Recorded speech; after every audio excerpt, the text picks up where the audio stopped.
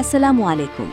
দেখছেন দর্শক 24 এর নিয়মিত আয়োজন দর্শক নজরে আজকের কাগজ। সাথে আছি আমি সিনথিয়া। আজ ৮ জুলাই ২০২৬।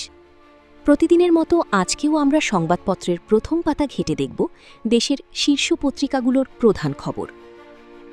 আজকের প্রধান আলোচনায় থাকছে বৃষ্টিতে বিপর্যস্ত পার্বত্য অঞ্চল ও চট্টগ্রামের রেকর্ড বৃষ্টিপাত, ফুটবল বিশ্বকাপে আর্জেন্টিনা ও মেসিদের অবিশ্বাস্য প্রত্যাবর্তন এবং দেশের বিদেশি বিনিয়োগ ও ব্যাংক খাতে নতুন কিছু সিদ্ধান্ত।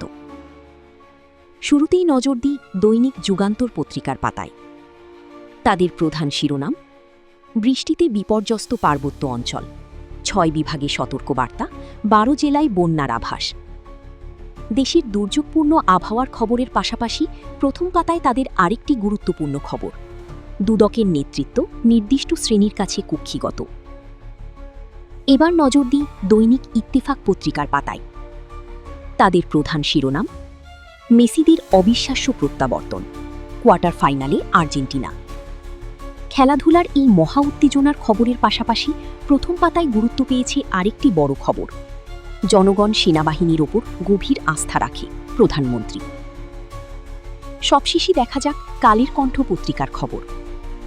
তাদের প্রধান শিরোনাম চট্টগ্রামে ৪২ বছরের মধ্যে সর্বোচ্চ বৃষ্টি।